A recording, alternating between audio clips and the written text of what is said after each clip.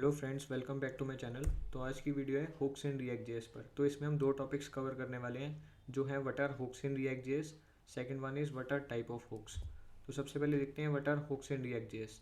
तो इसके फीचर होते हैं they let you use state and other React features without writing a class. तो ये क्लास बेस्ड कंपोनेंट्स के बिना लिखे जाते हैं। Second one, hooks were introduced in React version 16.8.0। तो जो भी हुक्स थे वो 16.8 वर्जन के बाद इंट्रोड्यूस हुए हैं। Third one is they are replacement of class based life cycle methods. मतलब जो आप क्लास बेस्ड कंपोनेंट्स में लाइफ साइकिल मेथड्स यूज़ करते थे, component did mount, component did update, component will unmount, इन सब की रिप्लेसमेंट जो है वो हुक्स में आई है। Next one is they can only B use in functional components. तो जो भी आपको हुक्स लिखने हैं, आपको ध्यान में रखना है कि आप फंक्शनल कंपोनेंट्स में ही यूज़ कर सकते हैं। Next one is hooks allows us to write less, optimize and do more. मतलब इसके अंदर जो है आपको कम कोड लिखना पड़ता है और उसके अंदर आपकी ऑप्टिमाइजेशन हो जाती है और कम कोड से ही ज़्यादा काम हो जाता है। जैसे आपको लाइफ साइकिल मेथड्स में क्लास बेस में काफ़ी सारे फंक्शंस बनाने पड़ते थे, लेकिन हुक्स में आप वो एक ही फंक्शन में काफ़ी चीज़ें कर सकते हो और काफ़ी साइड इफेक्ट्स परफॉर्म कर सकते हो। Next one is in class-based components you end up writing multiple logics in component did mount method, which leads to bugs, whereas hooks provide us features to write them separately and are shareable between components. अब इसका मतलब क्या है कि class based components में आप multiple logics लिखते थे कंपोनेंट डिड माउंट में, और उसमें क्या होता था, डीबगिंग करना बहुत ज़्यादा मुश्किल हो जाता था। क्योंकि अगर आप एक बड़ा कंपोनेंट बना रहे हो और कॉम्प्लेक्स कंपोनेंट बना रहे हो, तो उसके अंदर आपके मल्टीपल फंक्शंस चलते हैं, मल्टीपल एपीआईज हिट होती हैं, उसमें बग्स आने के चांसेस बहुत ज़्यादा होते हैं और डीबगिंग में बहुत प्रॉब्लम हो जाती थी। तो इसका जो अल्टरनेटिव है हुक्स, उसके अंदर क्या हुआ है, इसमें आप उस फंक्शंस को सेपरेटली लिख सकते हो और उसको कंपोनेंट्स के बीच में भी शेयर कर सकते हो, जो कि एक बहुत ही पावरफुल फीचर है हुक्स का। तो लास्ट पॉइंट है hooks let you split one component into smaller functions based on what pieces are related, such as setting up a subscription और फेचिंग डेटा। तो जैसे कि मैंने आपको बताया कि हुक्स जो हैं वो एक कंपोनेंट में मल्टीपल फंक्शंस में छोटे छोटे में डिवाइड कर देते हैं और उसके बीच में अपडेट्स करते हैं। जैसे अगर आपको एपीआई हिट करनी है उसके लिए आप अलग फंक्शन बना दोगे, और अगर आपको कोई फॉर्म सबमिट कराना है उसके लिए आपका सेपरेट फंक्शन रहेगा।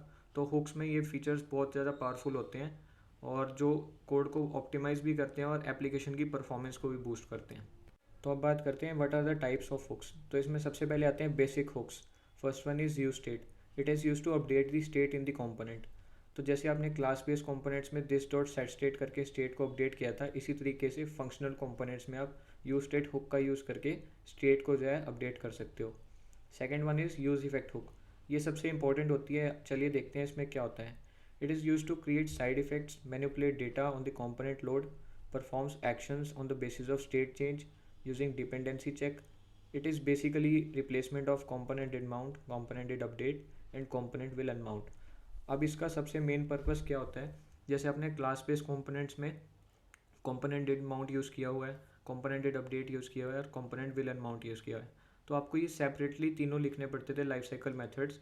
अगर आपको एक कंपोनेंट के अंदर कोई भी परफॉर्म करना है एक्शन, लेट से आपको बटन क्लिक पे फॉर्म सबमिट करवाना है या फिर कोई भी स्टेट चेंज पर आपको कोई साइड इफेक्ट रन करना है, तो ये आपके लिए काफ़ी हेक्टिक प्रोसेस हो जाता था। क्योंकि अगर आपकी एप्लीकेशन कॉम्प्लेक्स हो चुकी है, उसके अंदर आप सोच ही सकते हैं कि आपको कितने सारे component did mount, component did update और कंपोनेंट विल अनमाउंट जो है वो बनाने पड़ेंगे, जिसमें आपको सब्सक्रिप्शंस क्लियर करने हैं या फिर आपको कोई भी एक्शंस जो है परफॉर्म करने हैं।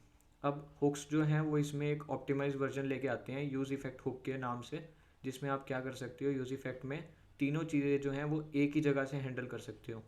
तो वो मैं आपको नेक्स्ट वीडियोस में बताऊंगा कि यूज़ इफेक्ट में आप किस तरीके से तीनों को एक साथ हैंडल कर सकते हो।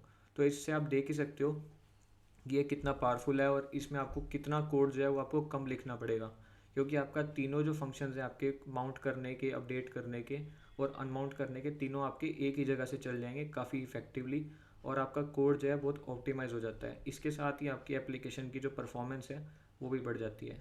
तो इसके बाद बात करते हैं एडिशनल हुक्स की, जो कि होते हैं use context, use reducer, use callback, use memo, use ref, use imperative handle, use layout effect और यूज़ डिबग वैल्यू। तो इसके ऊपर मैं आपको सेपरेट वीडियोस बनाऊंगा जिसमें हम इसको डिटेल में डिस्कस करेंगे। तो आज के लिए बस इतना ही, और कोट ऑफ द डे है it is during our darkest moments that we must focus to see the light. ये दिया था एरिस्टोटल ने। तो thanks for watching my video. अगर आपको कंटेंट अच्छा लगा और आपको इसमें से कुछ भी यूज़फुल लगा तो please like, share and subscribe और अपने फ्रेंड्स के साथ भी शेयर करिए। Thanks a lot.